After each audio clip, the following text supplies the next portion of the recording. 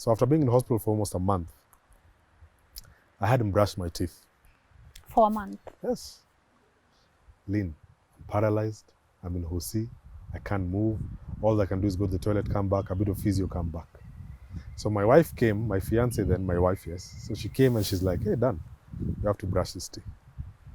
So Lynn, she took toothpaste. Yeah. Because I'm lying down like this, and she brushed my teeth. Now, because I can't move, you see the white thing with Emma? She picked that with her mouth. Oh my God, what? Yes. Wow, wow. Pesh would pick that with her mouth, go to the sink, spit, take water, gimme. I gargle, I give it back to her. What? Yeah. For me, her value is ever increasing. Ever increasing, ever increasing. For what she did to me. I love that. I always tell her I can't repay her. Babe, you know that. I always tell you, I can never repay you because I don't know how. But the God I pray and the God I serve, I pray that one day Yeah. He'll be able to repay you. Yes.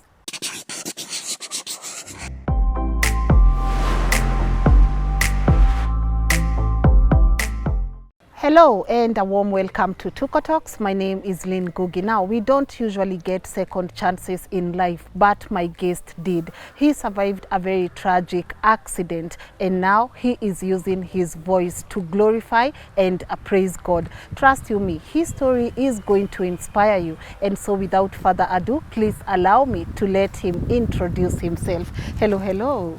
Thank you, Lynn. How are you? I'm very, very good. Yes. I really appreciate the opportunity Yeah. to be here. Yeah. I've been a fan Really? for a while. Uh-huh. I've been watching what you guys are doing. Thank you. And it's a beautiful job. Yeah. Well, my name is Daniel Mutheki. And I really thank God for the opportunity He's given me. Yeah. Because as you've said, I went through a very life-threatening situation back in 2016. Yeah.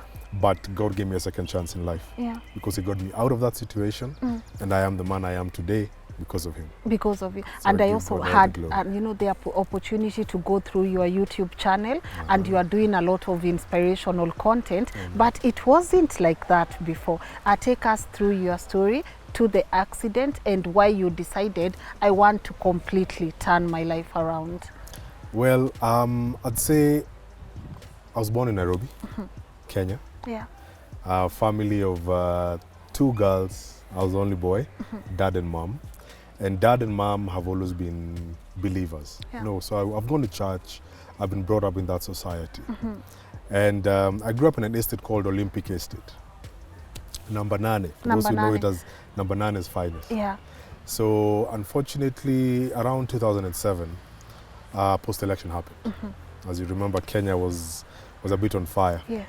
So post-election happened in 2007, and it became really, really bad for us because we had to leave.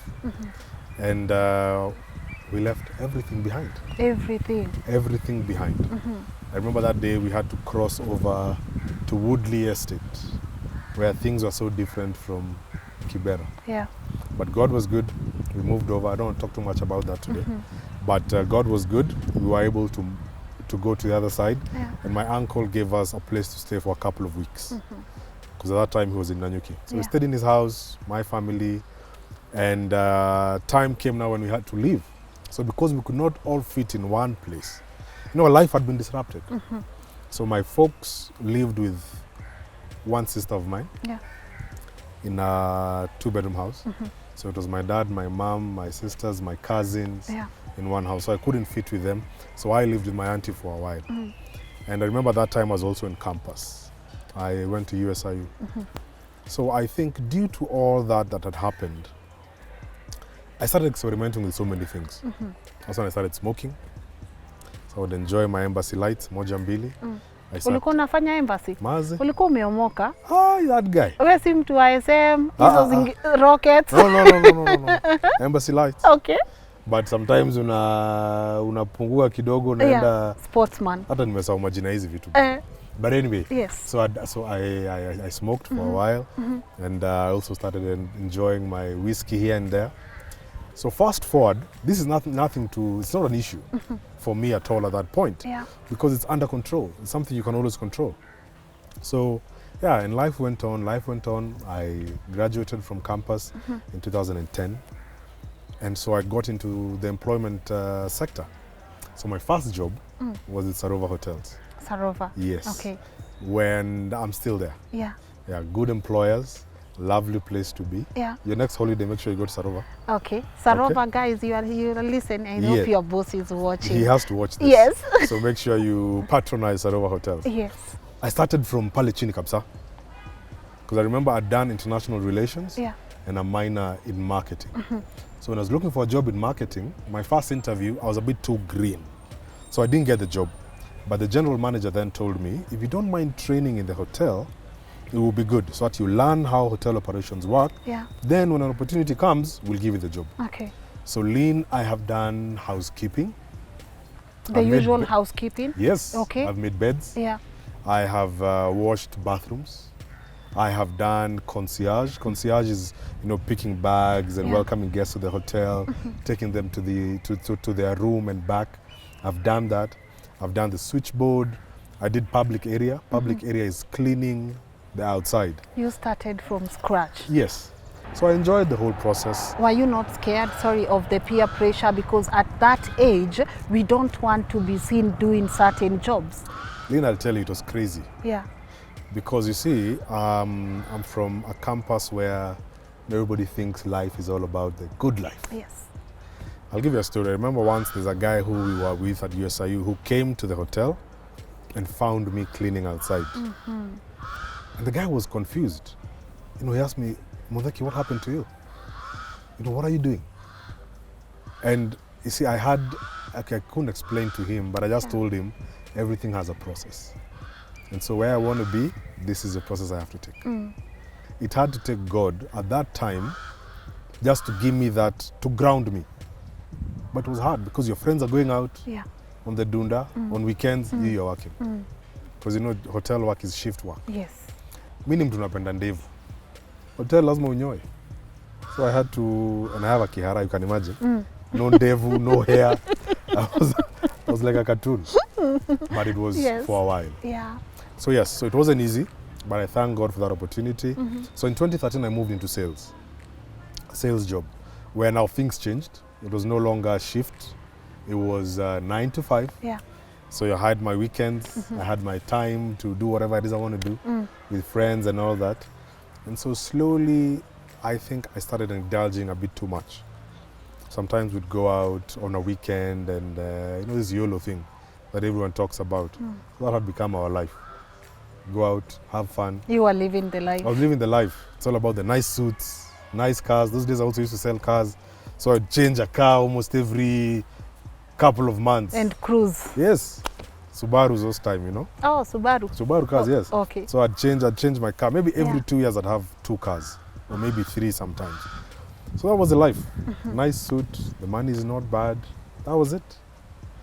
So I remember in 2013 is when I met my wife. Yeah. Currently, who's my wife now. We started dating in 2013. So she's always been there with me for all those years. We got engaged in 2015. Yeah. And the wedding was planned for 2016 February. Yeah. But things didn't go as I thought they would. So fast forward to 2016, January 22nd. I had an event in the office where in the hotel industry, when a guest stays with you for a while, we do something called a long stayers cocktail. Just to thank them, tell them asante for staying with us and appreciating them. Yeah. So I was the MC for that event. It was a group of mine that I'd brought, being in sales. Yeah. So they had stayed for almost 2 weeks. So we were doing a cocktail for them, just good times, fun times for them before they check out. Yeah. So that lasted until around 9:30 p.m. And when we finished, we told them goodbye. We went out with my friends. Yeah. So I didn't want it to be a crazy night because the next day I had to be back at the office to do something we call billing, making sure that their finances are in order. Yeah. So that when they check out, they don't check out with any bills. Yes. So it was to be a very polite night. So we went out with my colleagues, some spots around here and there, Baricho Road, Wapi. So later in the night, early morning, I'm heading home. And I live on Mombasa Road. Yes. So I love driving on the right side of the road because the left side of the road is normally full of a lot of bus stops, stop, go traffic. So it keeps distracting you. Yes. So subconsciously, I think I got used to driving on the right side. So right after Cabanas, there's normally a turning if you're from maybe Athi River and you want to go to the airport. There's like a turning you come and turn and lane Yes. and go to the airport. Yeah. So it was at night, there were no cars. Then I told you, I love Subarus. So Yes. then I was in a Subaru, turbo. The leg was a bit heavy. There was a few white caps in my body, as you can imagine. So I was speeding as well. So when I got to close to the airport, this truck had already come and turned and had pulled almost all the 4 lanes. So I only saw him with probably 20 meters to spare. So I couldn't even brake, I swerved. Then I'm telling you, there's a kiwanja that used to be there that GSU used to protect. That's before the airport. That's where my car veered into. My car flipped, as in bonnet to boot, flipped, rolled, almost 800 meters into the bush. And it stopped there. So the GSUs who were there had seen what had happened. So they rushed to my car to come and see, is this guy okay? Is this guy alive? And it was pretty bad because at that time, I remember we were doing very intensive sales calls. Sales calls is when you're looking for business. Yes. Being January. So my business cards were in the car, hotel collateral and all that. So these guys picked up my business cards and called Jobo. And so the switchboard attendant who was there over the night, a friend of mine, she's called Judy, I know she's watching. So Judy called the hotel doctor, Vanessa, and told her, hey, there's been an accident, Daniel has been involved. Please talk to these GSU guys. So Vanessa calls them and tells them, listen, don't move him where he is. Daniel has a problem with his lower back. Because back in high school, playing rugby, I'd injured my back. Okay. I wasn't that good at rugby, but I played. Yeah. Anyway, so I injured my back, I had an injury, Yeah. which had been recurrent. So even in my life at Jobo, because of standing a lot, I used to get a lot of care for my back. So she told the GSUs, don't move him, leave him where he is, we're sending an ambulance. And I'll tell you, later you'll come to know that's how my miracle started. So anyway, so these guys are able to send an ambulance. By the time they come to retrieve me from where I was, it was probably 2 hours later. You were unconscious I was unconscious at that the point. whole time. This story now being given by the GSU guys. Okay. What they did. And they were so good. I've never met them again, but those guys kept everything for me because my car, I had laptops, I had my phones, I had a tab. I lost nothing. They kept everything for me, vizuri. Wow. So the Sarova guys sent, the drivers came, Yes. and the police officers came, and the ambulance came. Yeah. So they were able to pick up everything that I had and rush me to Nairobi Hospital. At that time, Lynn, my dad had been on a 21-day fast. So when they were called by the HR, your son has been in an accident. My dad didn't know what to do. He was broken. So my mom had to be strong for both of them. So they dressed up and came to hospital. That time, my fiance is in the house. So I've told you sometimes we'd go out and come in the morning. Yes. So she was kind of used to this and would maybe not worry that sijafika home. Yeah. Maybe I was somewhere, blah, blah, blah, blah, blah. But that night, she said, I tried to call her. Right after the accident. Wow. I tried to call her, but I didn't speak. And my phone went mteja. So she just woke up, she prayed for me, and went back to bed. So my brother-in-law is one who called her and told her, Dan has been in an accident. We are meeting at the Nairobi Hospital. Please come. So everybody's converging there. At Nairobi Hospital. Nairobi Hospital. Yeah. This is now around 7:30 in the morning. So by the time everyone is getting there, my ambulance arrived. And I was just screaming uko, making noise. All I'm asking for is my baby. Where's my baby? Where's my wife now? Yes. Where's Pesh? Where's Pesh? Where's Pesh? So the doctors at that point, when they took me to check me out, they said I probably have broken ribs. They suspected internal bleeding. They suspected that my arm was broken and my neck. Really? Yes. So I had been restrained. My neck had been restrained with a restrainer so that I don't move. So my mom at that point, because she didn't even know what to do, she just told the doctors, show me where the chapel is. The hospital chapel, I want to go and pray. So mom goes to the chapel. My dad was left on the bench, just seated there praying for me. And when mom was praying, she had God tell her, even though Daniel walks through the valley of the shadow of death, Daniel will be okay. Don't worry about him. He has no broken bones. The snare is broken. Daniel is free. This is what she's telling you later on. This is what mom is telling me now. Later, this is what she had. Wow. But you are here in this car. Your car is crashed. The car is a mess. And the voice is telling her, yes, you are okay. Don't worry about Daniel. Even though he walks through the valley of the shadow of death, he will be fine. Daniel has no broken bones. The snare is broken. Daniel is free. God. Hey, so mother says, okay. Comes back, meets my dad and tells him, as I was praying, this is what I had. So dad is saying, but the doctor said he has broken bones. His ribs, his arm, his neck. Mom said, that's what I had. And so by that time, the doctors managed to do the test they do. When any incident, anybody comes in after an accident, they have to do checks and balances everywhere to make sure you're okay.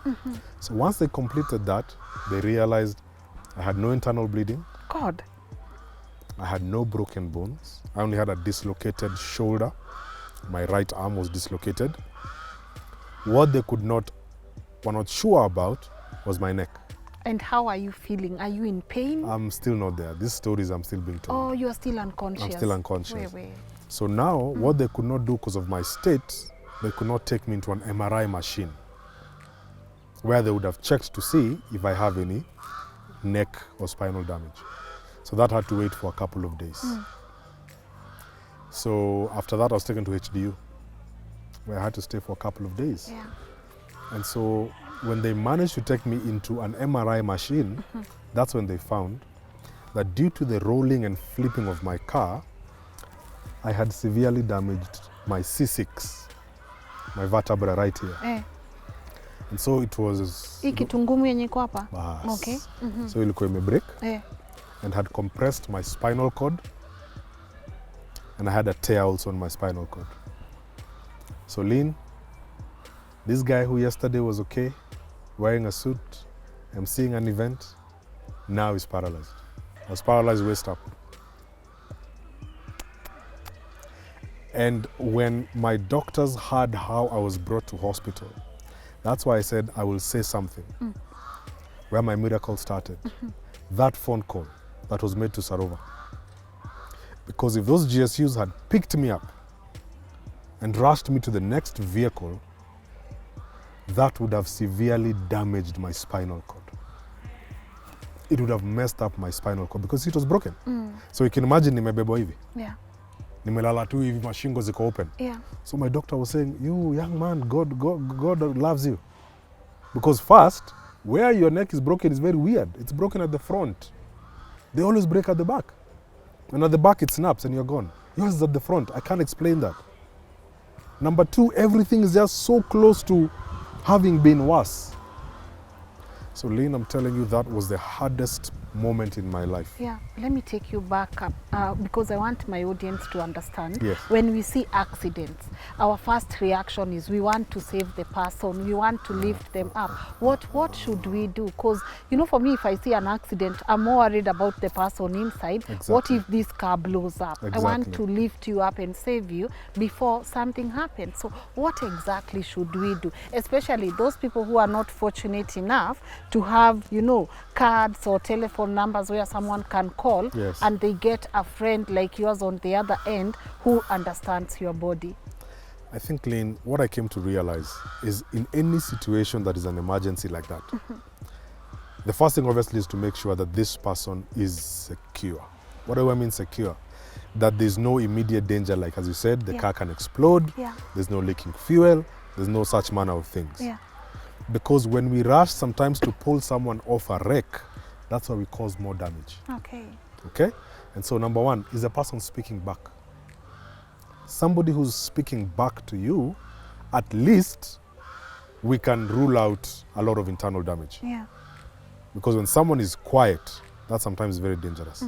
So what I say is this, please, Kenyans, let us have a habit of having emergency numbers where we can. Okay? So here I'm just talking about where we can. Yes. But obviously when you are in reserve, it's a very lonely road, no vehicles are passing, just try your best to be as careful as you can, because sometimes when you rush to pick someone, that's when we injure them. Yeah. So call an emergency number Yeah. and get professional help. Okay. And on your free time, YouTube these things. Just watch. It might help you one day. You might help someone because you'll know how to handle them in that situation. Yeah. Because for me, what saved my life was that I was not touched. The doctors came and they secured my neck and took me to hospital. Because the tolerance that I had remained from being who I am now and being a cabbage was very small, or even being dead. All right. So, exactly. you know, you're still in hospital? So now I'm in ICU. I'm in HDU. Tough time, Lynn, tough time, because now I'm having a meeting with myself and asking, what is this? God, why am I here? Lynn, you know, in hospital, you're washed by people, eh? You don't do things yourself. So I was being washed by nurses. My nakedness is nothing I hide now. Things you hide your whole life. Going to the bathroom, Lynn. Simple things as that. I couldn't do it myself. I had to be helped. So a nurse comes, they take you, they wipe you, they clean you. All those things that take away your dignity are being done. And at that time I was questioning God, asking him, why am I in this situation? Why did you allow this to happen to me? And I remember also it was a tough time because at that moment, our KDF armed forces had been attacked in Somalia. A village that had been bombed, not a village, they had been bombed from in their barracks or something. So there were a lot of them also coming into Nairobi for treatment. And I remember there's one also who was at the HD with me. And, you know, he was just next to me and I'd look at him because he was in a bad state. And one night he died when I was there, you know. And so going through all these things was really difficult. It was challenging. And I could imagine what my parents are going through, what my fiancé is going through. I'd ask myself, will she stay with me? Paralysis. You know, I'll probably never walk again. I'll probably never be able to be who I am. Will this chick stay with me? Those are all the questions I had. But I kept my nerve. I said I'll be patient to understand what is happening. So I think around 2 weeks later, I was moved to HDU, to a normal ward now. St. George's, bed number 6. I remember the bed, I'll never forget. And that night was when my life changed. Because when I was moved there, that's when I had an encounter with God. I was laying in bed, my neck restrained still there. I couldn't move much. And I heard a voice, Lynn, very clear voice that I'd never heard before. And it told me, Daniel, now you're not too busy for me. You will be like this for a couple of months. But don't worry about your health. Don't worry about your job. Don't worry about your finances. Don't worry about anything. For your life is in my hands. Whoa. Forgive me for asking, because this is a question I run into most of the times when especially someone says, I heard God talking to me. I heard the voice of God. How is this voice? Is he talking to you the way we are talking? Is it something you can hear at the back of your... Oh, how exactly was this communication? I would have believed there's someone behind the curtain talking. You know, Lynn? Yes. Man is not only flesh. Man is flesh, spirit, and soul. God dwells in your spirit. But as we grow, we slowly kill the spirit man. Look at a child today. Children believe whatever you tell them. Children have a spiritual connection even to their parents. You know, my son knows even before I get home. That's what our house help tells me. That before, maybe 5 minutes before I get home, the guy will start saying, daddy, daddy, daddy. And kumbe, I'm just arriving. But as we grow, we stop believing that thing of the spirit and start believing too much on the flesh. If I can't touch it, if I don't see it, it's not there. It's not there. It's not there. And that's how we all become. Yeah. And I'm telling you, this time, God spoke to my spirit. Lynn, I had a very clear statement. And I remember I just felt a heavy load get off my chest. Heavy load. In that moment, I rededicated my life to Christ. Were you scared? No. You felt calm. It was an understanding I have never experienced. It was something I've never experienced in my life. Yeah. At that exact moment, I just rededicated my life to Christ. Lynn, I gave up. I was like, I am done. I am done trying to do things for myself. I am done trying to be the one who controls things. You know, I'd always thought I am where I am because I went to school, because of the job I did. Good. The cars you drive in. Because it is me. You know, I sacrificed. You know, I did the hard work and now God is paying me back. Yeah. But I realize it's not me. It's the grace of a God who has created us for a plan and purpose. And so he knows why he put me in that hospital bed. And I'm telling you, Lynn, immediately that happened, my mind just started. Anything I had ever read about God, anything I had ever put my mind to about God started making sense. You are still partially paralyzed this Yes. time. You don't even know whether you're going to ever walk again. And God is telling you, you've been too busy for me. You've been too busy and for you are me. calm about it. Yes. You know, that the nights before, I always used to ask myself, what are people saying about me? Uko nje wanaongea nini? Because, you know, everybody had come to see me in hospital. Everybody, my friends, my family, my colleagues. Sometimes back my dad had to put a stop on people who were coming because it was too much. It was full every day. And I'd ask myself, as they look at me there, what are they saying about me? Those things worried me. But Lynn, I'm telling you, when I heard that from God, everything just stopped matter. Didn't matter anymore. And I told God, Sawa, if this is what you've decided, then I'm game. You know, in hospital, there's normally a counselor who goes around counseling people. Because people lose it, eh? As you're asking me, you've paralyzed, you've lost everything. Are you okay? Are you mentally fine? And so this lady would come around and counsel us. So that evening, right after I dedicated my life to Christ, when she came to talk to me, I was the one counseling her. Imagine. As she was just listening to me. She just listened and listened. And she told me, Daniel, from now on, I'll be picking you up at 6 p.m. with a wheelchair. Yeah. And we go around with you, talk to other hospital patients. Wow. So I'd go and talk to accident patients. There's an accident that had happened at that time in Magadi. And a train had fallen.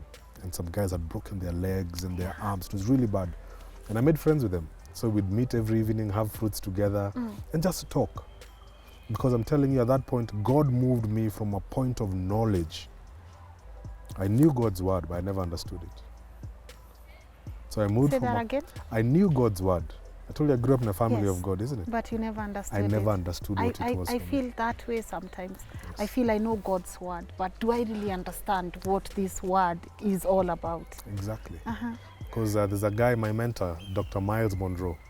I watch him, I love his videos, the late. And he says that wisdom is the most critical part in life. Because you could have knowledge and understanding and still not apply it. Wisdom is application of knowledge and understanding. Wow. So he gives an example of a smoking doctor, a doctor who smokes. Lynn, you and I know cigarettes are harmful. Yes. Okay? Yes. But for us, it's probably just a knowledge point. Yeah. The doctor goes further to understand it. Because if you ask him, he'll tell you a cigarette has certain carcinogens, certain chemicals that can do ABCD in your life. Okay? But thirdly, the doctor still smokes. Yeah, the irony. The irony of it. And so that's what he says, that sometimes knowledge without understanding can be detrimental. Yeah. And so God brought an understanding to me about his word. And everything I just used to hear, I just started making sense. So it made sense. This is why Christ came and died for us. This is why for me, to give me a second chance. I remember at that time, Mutheki, that song for Nani, what's her name? Size 8. Size 8? Yes. Yeah. That jam used to give me tears.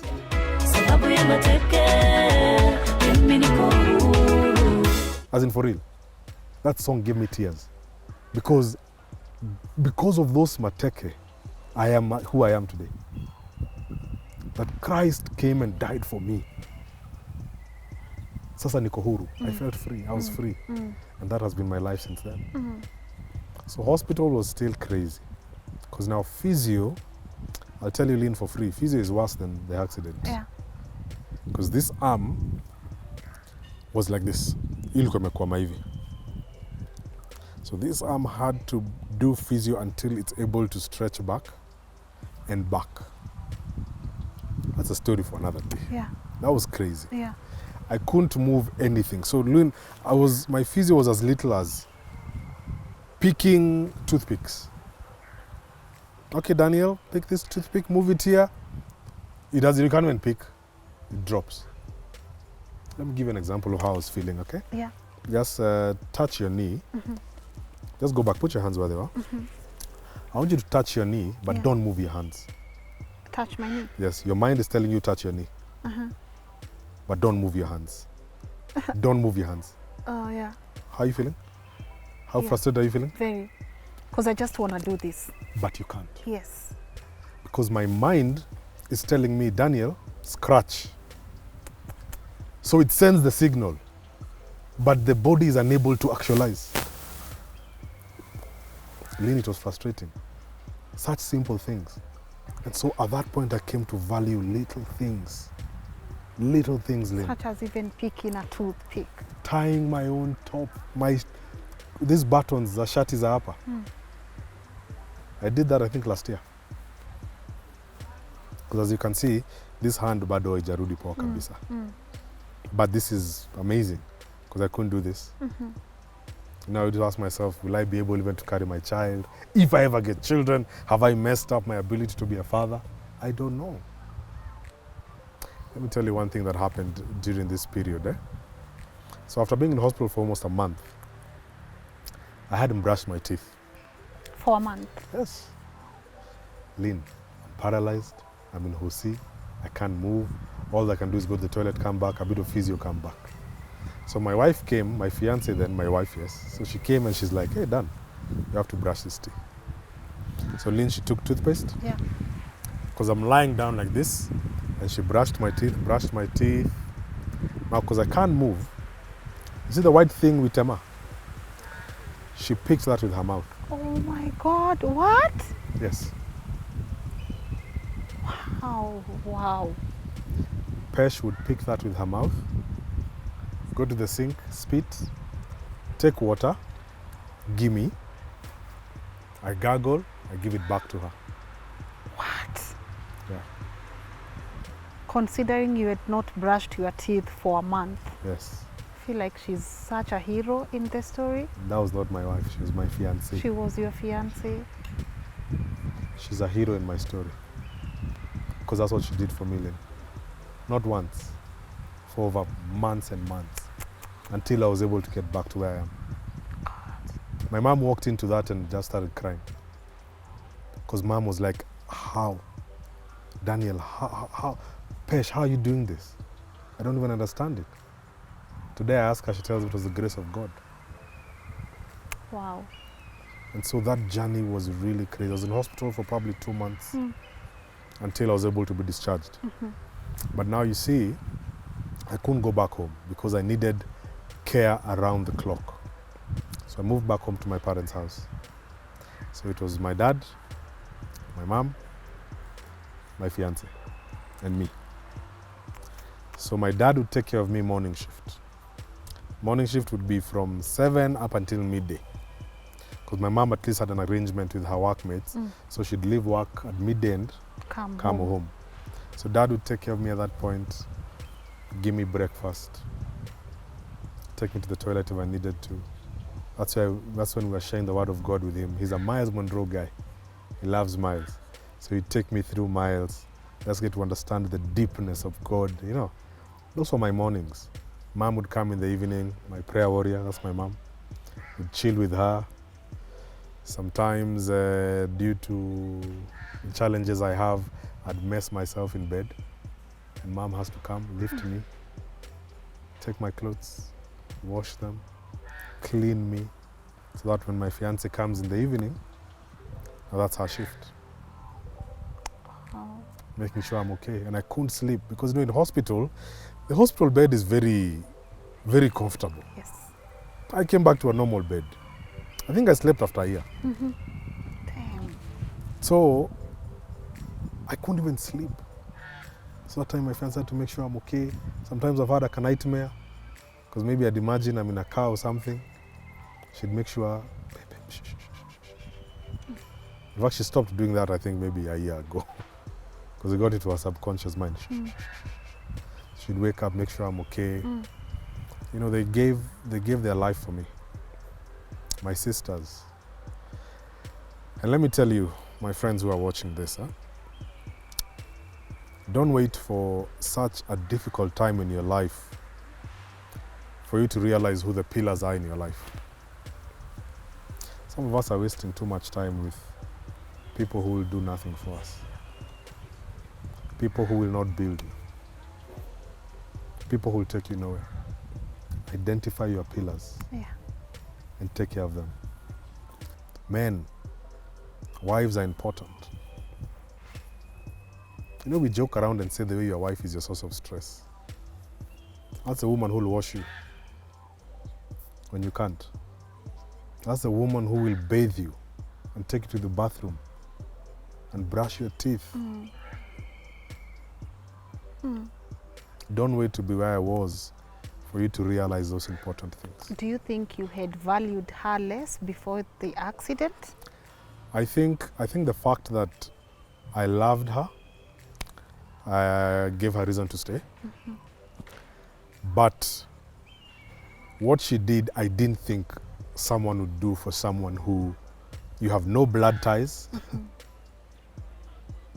Your relationship is formed of an attraction. Yeah. And what we think attracts people to others, I don't have at that point. I'm not mobile. I can't do things for myself. Yeah. So I feel like I'm a burden to people. You get what I mean? Yes. But she loved me despite. Yeah. And for me, her value is ever increasing. Ever increasing, ever increasing. For what she did to me. I love that. I always tell her I can't repay her. Babe, you know that. I always tell you, I can never repay you because I don't know how. But the God I pray and the God I serve, I pray that one day He'll be able to repay you. Yes. And that He'll give me life and health to be there for you, to take care of you when you need anything. And I love you very much.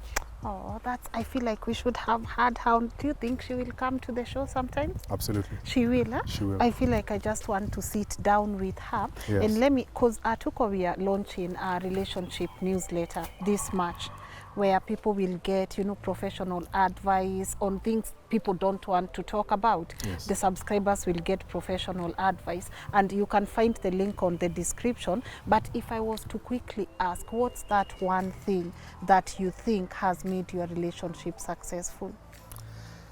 I always love referring to the Bible when I talk about things. I'm not a religious person, but I know there's a God. Yeah. And in the Bible it says, in marriage, Lynn, two become one flesh. Two become one flesh. My wife and I have understood the fact that we are not individuals in our marriage. We are one. And so we communicate as one. There is no separate entity here. We are one person. Yes. And on my YouTube channel, there's a video I did on selfishness. And selfishness today has gone into the nuclear family line, where married couples are talking about me, what I want, how I feel, what this makes me feel, and the other person how they feel. How can you live in one house? You can't. Well, it's all about preferences. And so that's one thing we came to understand. The book of Matthew chapter 4 verse 26. Yeah. It says, in your anger do not sin. Don't let the sun go down while you're still angry. I told you I met Pesh in 2013. Yes. We've applied that since then. Lovely. 24-hour rule. Yeah. Hakuna kulala kama hatuongeleshani. Tumalize hii maneno. We finish things in Yes. 24 hours. Yeah. Because one thing I realize is anything you leave to grow. This tree was once a tiny tree. Yes. It was left to grow. Yeah. Look at it now. Big. So, Lynn, ukiacha issues they grow. They grow. They grow. So in 24 hours, you'd have been dealing with something small. Yeah. But in In 6 months, magnified. it's a separation. Yes. In 1 year, it's divorce. Yeah.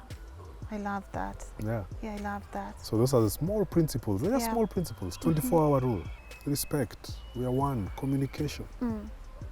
There's a video I did on credit. It's called credit. A phone without credit is useless. Yes. Credit in marriage, the C stands for communication. The R stands for responsibility. The E, engage. Yeah. I mean encourage. You must encourage your spouse. The D is discipline. My wife has to trust that I'm disciplined. Yes. That I can go out and come home and be a sane man. Yeah. Okay? Yes. The I is I must be into the things she likes doing, and also her into the things I like doing. You see what I'm saying? Being one, Yeah.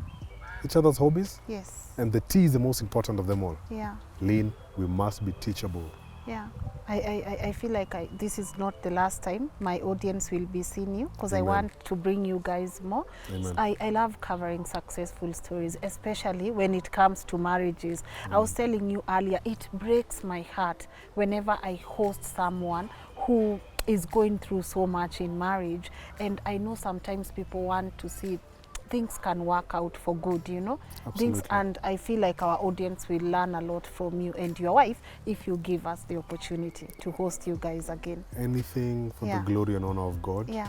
Because I'm realizing that this is a tactic the devil has used. Because he knows that the institution of marriage is where God gets godly offspring. That's where he gets his future. Yeah. So I worry for the children we have. What are they growing up seeing? I'm not saying that children in a single parent is not good. Yeah.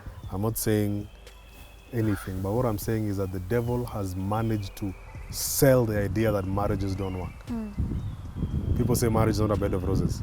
I say it's a bed of roses with thorns. Lynn, you've got a bouquet of flowers, isn't it? Yes. Sometimes you get a thorn or two. Yeah, it's still a bouquet. Do you throw away the whole bouquet? No, hey, no. You just pluck off the thorns. Yes. That's what marriage is. Yeah. When we get issues, me and my wife, we pluck them off and we move on. So what people have fallen in love with, Dr. Miles Monroe talks about the cookbook analogy. If you look at a cookbook, on the left side is normally a very beautiful picture of an image. Yeah. Let's call it a cake. Lovely cake, Lynn. Cream on top. What's your favorite cake? What do you love? Vanilla. Vanilla? Yes. Beautiful. Well done, your best cake on Yeah. the left side. Yeah. But guess what?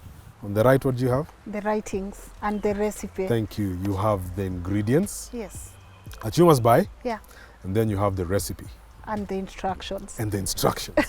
So the manufacturer is telling you, Lynn, if you purchase these products, cook them in this manner, Yeah. follow these instructions, I can promise you the image. Wow. Yes. Now, we are all falling in love with the image, but nobody wants to do the work. We've all fallen in love with the image of marriage. Yeah. Get home, remove my shoes, wife Yes. comes, warm water, nini. Beautiful image. Yeah. 2 children singing in the rain. Beautiful image. Singing in the rain. Eh? Beautiful Image. But there's a process. We want to go for the microwave. There's a process. Yeah. The book of Corinthians tells us what love is all about. Love is patient. Love is kind. Love is kind. Love keeps no record of wrongs. It doesn't boast. It doesn't hurt. It's not selfish. Yeah. That is the recipe. So Lynn, when your vanilla cake comes out looking like mud, guess what you blame? You blame your oven. Yes. You blame, The ingredients. yes. But the only person to blame is you. I skipped Because the process. where they wrote an American name, which you didn't understand, Yeah. ukaenda Naivas ukanunua Blue Band. That's it, butter. See butter, Eh. ukanunua Blue Band. Yeah. They said an ounce of this. Nikaweka kikombe mzima. Kenyan problem. Ounce ni kijiko ya skari. Hiyo kijiko kubwa mbili. Chacha. Yeah. So we don't follow the instructions, yet we want to blame the oven. My oven does not have nice heat. Yeah. That's what people have done. Yeah. People are blaming an institution that cannot talk. Marriage by itself is nothing. Marriage is just an institution. It's like a building.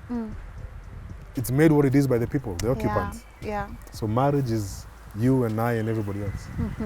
I feel like we need to include your advice on our relations newsletter. Amen. I'm pretty sure our audience will benefit from that. Exactly. Moving forward, how are you here looking like this with no pain, I can imagine, Yes. raising a family? Yeah. You were partially paralyzed. Yes. How are we here sitting down with you looking like this?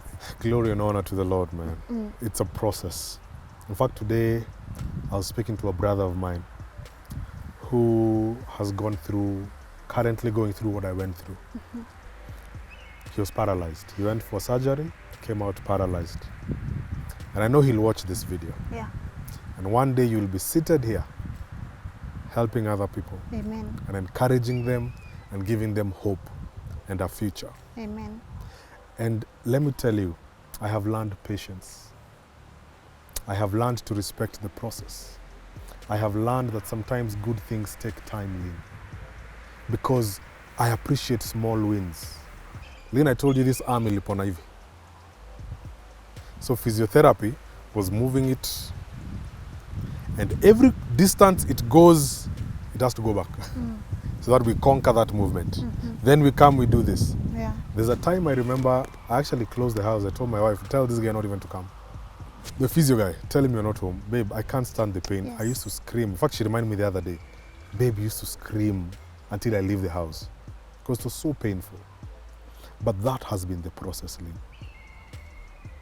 Sometimes I tell people, don't despise the process because the process gets you to the destination. And so this has been God, this has been physiotherapy, this has been working in an environment where people understand what I'm going through. Because back at work, I was allowed to work for even an hour a day. Wow. Imagine. You know, I know I'm not even giving Sarova free airtime right now, but this is the second case of someone I'm hosting, and all the things they have to say about that hotel is how much understanding they were of their condition.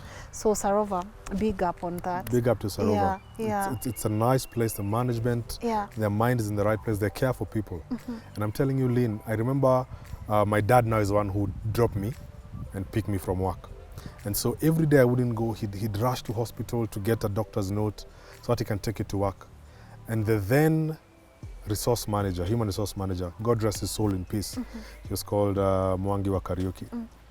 He told my dad, Daniel is not sick. Daniel has an injury. And so we don't need sick notes. If he can come to work, let him. Come. If he cannot, let him stay. Home. And then I'm still being paid. End of every month. They were never late. End of every month I was still being paid. And so when I would go back to work, because I'd be so fatigued, you know, the spinal cord it's important. It's the most vital part of your body. So I'd get fatigued in probably even 30 to 1 hour. I'm tired, I'm done. I'd be allowed to go home. They gave me light duties, and I'll be forever grateful to them. And so that has been God's mercy. That has been my walk. Yeah. My wife has been there, my family has been there. My circle of friends have been there, and they've really helped me just get back to where I'm meant to be. Yeah. So it's not an easy process, but when God allows you to see a vision of what can be, then you don't stress with the present. Yeah. I was telling someone today, I was telling them, the present is full of sadness. It's full of tough times. Like Kenyans right now, this COVID thing has really messed us up. The hotel industry has been messed up. Guys have been home and paid leave from last year, March. But I want to tell you that God has a plan and purpose. And so don't dwell too much on the present, for there is something coming up in the future that is positive. Yeah. Look at that eventuality. Yeah. Live according to it. Yeah. How are you serving God right now? So Lynn, COVID happened. Yes. Hotel industry, front row. You know, hotel and airline, we are hit by anything. Political instability, hotel. Down. Economy being difficult, Hotel. COVID, no movement, we closed shop. Guys went home. And during that period, I was just really soul searching, because I used to tell my wife all the time, babe, I'm not serving in church. You know, God saved me for a plan and purpose, but why? Yeah. But deep down, I always had a passion for youth, marriages, and relationships. Those three things, always had a passion for. So I remember one day just walking with my wife. We used to exercise outside the estate because I know there was full lockdown. Watu wanaanza kunona. So we'd just walk around the estate, and as we are walking, we are talking, and I told her, I feel like I need to do something. I just need to share something with people. And she encouraged me. She told me, Dan, do it. So one day I just picked my phone and recorded like a short video, 4-minute video, where I talked about no one knows their checkout time. No, Lynn, we live life as though we have been given checkout time. Yeah. So we are busy walking around with unforgiveness, anger, Bitterness. rage, jealousy, greed. But even the way we planned to have this meeting today, it's God's favor that I'm here. I didn't wake up because of an alarm. Yeah. It's God's favor. No one knows their checkout time. That day on Mombasa Road, I would have checked out. There are many people who have checked out. No one knows their checkout. So I did that video, and I just felt this is what I need to start doing. So I started a YouTube channel, Daniel Mutheki on YouTube, where my main purpose is to inspire, to unearth hidden potential that is within each and everyone. Because God created you for a plan and purpose. Yes. The day you bring me someone with your fingerprints, with your DNA just like yours, then I'll believe God made a mistake. Yeah. Till then. Till then, over 6 billion human beings, and nobody shares those biometric things. You think you're a mistake? I'm not a mistake. You are by design. Yes. And so my serving God, Lynn, as you asked, is in the ministry of marriage, youth, addiction. In fact, there's a piece I watched right here on Tuko Talks on rehab, and there's a lady who went to rehab. Yeah. And that piece gave me a love and a passion for people who are going through addiction. I love that. And I visited Nuru. I know you guys are watching. Some guys there. I made friends, and we are working together day by day just to be better. Just to be better. I believe you've encouraged a lot of people. Amen. As I said, I love successful stories. Amen. I live for moments when I hear a man saying, my wife is my hero, or my wife was there for me at my worst, you know. If you had to give a parting shot to our audience, what would that be? But before you even give a parting shot, is there something you think we needed to dwell on that we've left out? Just to re-emphasize, whatever it is you're going through now, don't give up. Everything has a design. Everything has a purpose. Everything has a reason as to why it happens as it does. Yeah. And you'll realize as human beings, we tend to see things in hindsight. Later on, you're like, okay, it makes sense now. So don't give up wherever you are. Don't give up. There's a plan, there's a purpose, there's a design. However, you must create a relationship with your maker so that you can understand what the plan is and why you're going through what you're going through. See, 5 years ago, if you told me I'd be here, seated with you, inspiring people. So in hospital, you come and visit me and tell me, don't worry, the accident is fine. In 5 years, God will use you to share the word of God. It would have sounded crazy. But now, do you see it makes sense? A lot. So I'm that guy who does not question God. I don't question things that happen because I know there's a plan and purpose over my life. And so even over your life, who's watching, there's a plan and purpose over your life. Yeah. We don't know our checkout time, my friends. Tomorrow or today might be the last day your eyes will see.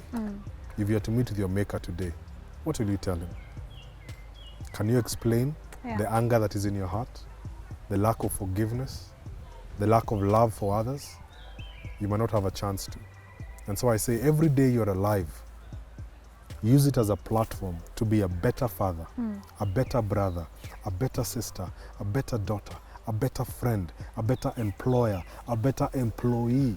Let us be better human beings, because nobody has a guarantee of tomorrow. Yeah, nobody. Nobody has a guarantee of tomorrow. Yeah. What we have is now. So make now valuable. Yeah. Do you drive now? Absolutely. You drive? I still drive a Subaru. Hey. The Subaru is not a problem. I was the problem. See, I told you, human beings, we are quick to blame things. We are quick to blame other people. Sometimes you must look within. Have a meeting with yourself and ask, am I the problem? Yeah. Because we quickly blame other things. Yes. what would be your parting shot to our audience? My parting shot is this. We were all created by God. So I'm not here to tell you which God you're going to search for, but you know there's a God who created all of us. And my prayer today is that you will rekindle a relationship with Him. Yeah. As we talked about the cookbook analogy, the manufacturer has promised you that if you follow the instructions that are on the cookbook, you will get that image of the cake. Today, God created you for a plan and purpose. He is the manufacturer of your life. And so if you and the manufacturer are not in communication, how do you know the purpose of the object? How do you know your purpose? If you don't take time to build a relationship with the manufacturer. And so, my friends, please do not wait for tough times like such that I went through. You know, Lynn, they say in life that sometimes for adults to change, they have to go through a life-threatening experience. Yeah. I pray that that doesn't happen to most of you. And so please, seek God and you will find Him. Yes. And with seeking God, He will clarify His purpose over your life. Yes. Today. Today. Yes. Thank you so much, Daniel, Thank for you. making time. I feel like I've benefited a lot, even Amen. personally, from Glory this to God. conversation. Amen. And I always tell God, may you use my platform for like impactful things. When people like you come and you share your stories on the show, I feel like I'm doing something valuable in the community. So thank you so much. And thank you so much, guys, for watching. I believe you've been inspired by this wonderful conversation. And as I said, I'm looking forward to interviewing your wife. I hope she accepts the invitation. It's an open invitation for her whenever she's ready to come and also inspire our audience. As I said earlier, Tuko is launching a relations newsletter. And if you subscribe to it, you will get a lot of advice on things that many people do not even want to talk about. The link to that is on the description box below. Thank you so much for watching. A huge shout out to the man behind the camera, the legendary camera person and director Edwin Ochieng, and my wonderful editor David Morethi. If you want to share your story with me, my email is pinned at that comment section below. Till next time, my name is Lynn Ngugi. Thank you so much for watching.